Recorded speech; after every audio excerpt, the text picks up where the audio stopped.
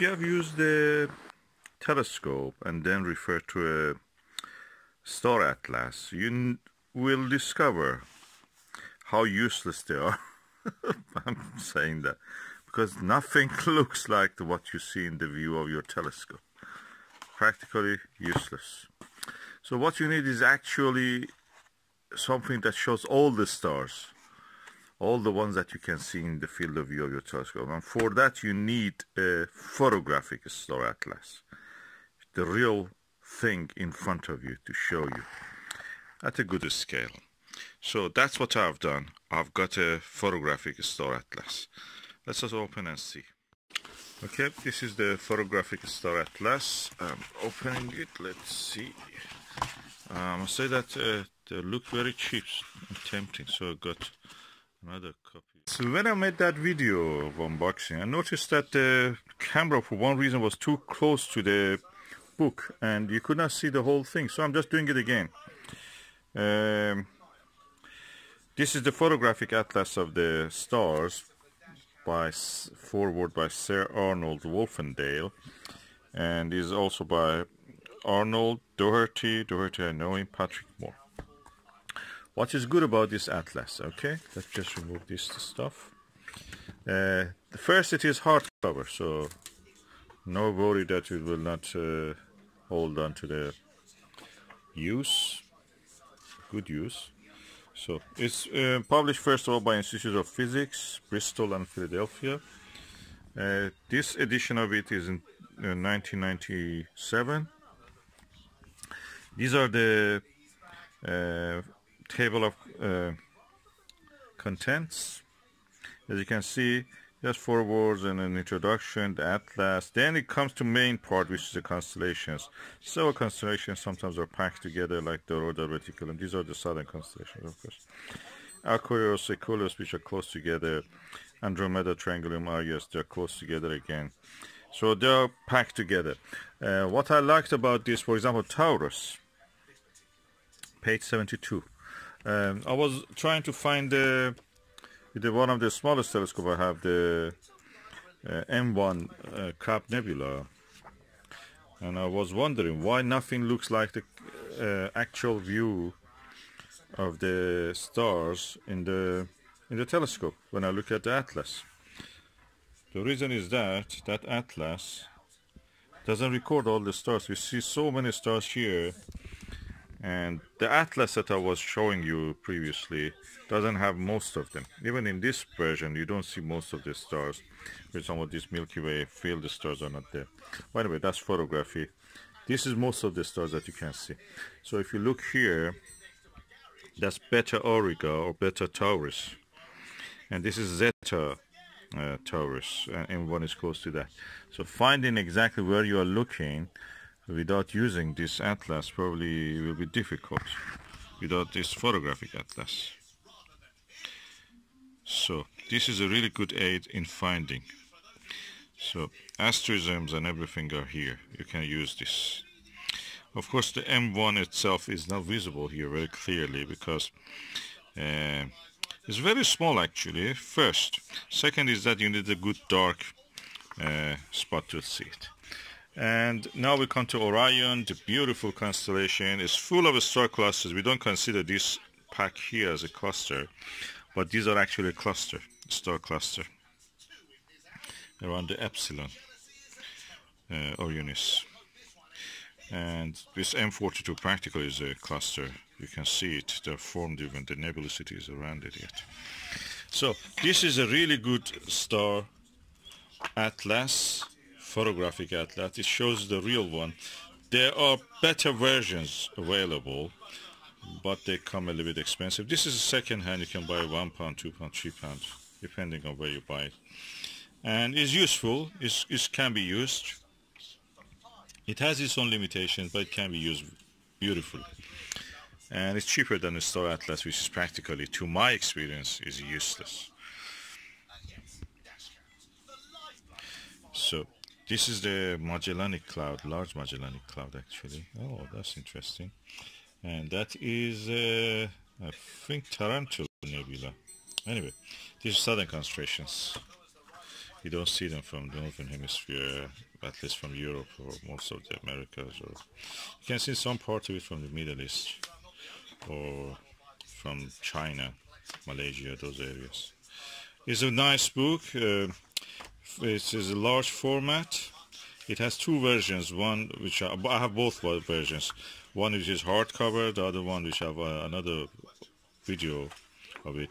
It's softcover, good for taking with you anywhere you want. This is more coffee table version. 220 pages. It's available very cheap because it belongs to 23 years ago.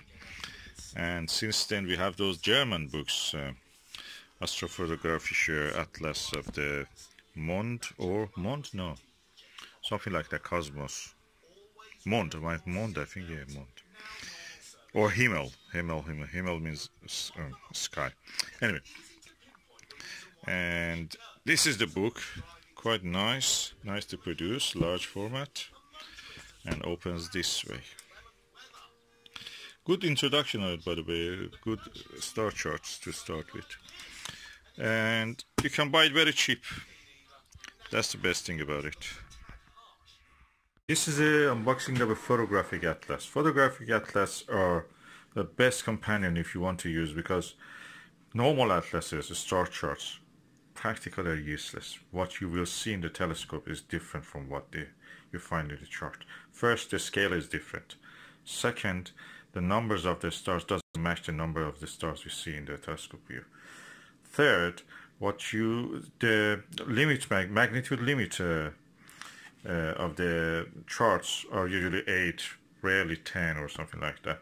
What you see with your telescope may be up to magnitude, with a small telescope up to magnitude 8, 9, easy, and 10 or 11 even sometimes with bigger telescopes. And definitely with a bigger telescope you can see 12, even up to 12 magnitude visually.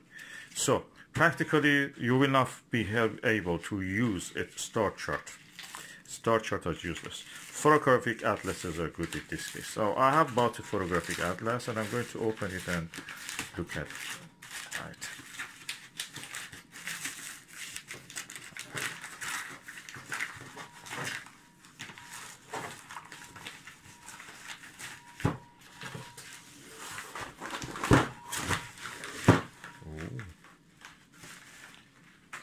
Library. The Photographic Atlas of the Stars, forward by Sir Arnold Wolfendale. HGP Arnold, Paul Doherty, this is Open University guy, I've met him, he's a nice guy, and Patrick Moore, I was in communication with him, is the Institute of Physics. That is practically the same book that they published in the hardcover, and now available also in the softcover. So really good book, very cheap, you can buy it for less than £5.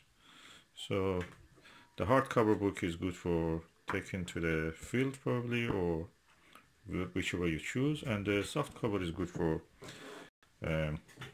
either home or again vice versa to take into the field. For example, this is the Orion Nebula. These are the stars you see in the Orion Nebula. So if you want to find the M1, for example, here, you just can refer to this, see the numbers of the stars around it, see the patterns of the stars, and M1 will be somewhere here, or between these two stars here. So in this scale you cannot see it. Probably in the original photographic negative you could see it. But you see the hint of the Rosetta Nebula in Monoceros. You see the Orion Nebula, you see some hint of the Horsehead Nebula, you see the Flame Nebula if you look carefully in the pictures. And the charts are here. You can see these charts are closest you can see in this one, but actual numbers of the stars in this are more numerous. So you can see the colors of the nebula here, you just see a circle. And the colors of the stars again are visible. So this in general are more use than the other ones. So good one. And this book is in the, how many pages? 220 pages. Good price, good value for the book. And it covers all the constellations, so practically it starts from map 1 to map 45, covers most of the constellations. Several constellations are covered together, for example Crux, Phoenix, Microscopium, Indus, Piscis Australis. These are southern hemisphere constellations. Are covered in map 9 in page 52. And Dorado, Reticulum, Tucana, Octans, Mensa, Hydrus. Probably in a way you can say this is a northern hemisphere centered, but there are good information here which you can use. And the maps also have a coverage. They cover each other in some parts. For example, I saw here Orion Nebula, which has a better color than the other picture itself, but Rosetta Nebula is not very good here. But you can see there are some minor, Canis Minor and Canis Major, Monoceros, Gemini, part of the Hydra, Popis, and that's a sculpture, Lepus, that's a thingy. You know, I have several names in my name in different languages. Anyway, Lepus is the rabbit or hare. And you can see the blob here. What is that blob? That's M48. The blue blob. And the other blue blobs with some star clusters. You can see this M47, M46. So when you look at the sky and you see this, you know what it is. So M42 also is here, and all the other nebulas around here. This is a Betelgeuse, of course, or Betelgeuse. And the next star, which is not here, Bellatrix also is that corner. And this is Regal. And the belts of Orion, M78. You can see M78 here, somewhere here. So generally, this is very good. You can see the Milky Way, outline of the Milky Way also. So I recommend this book. This is cheap, second-hand. There are also German version of this book, bigger, and more useful probably in a way. But that is the price of a new book. You have to pay around, I think, 15 or 25 euro, something like that.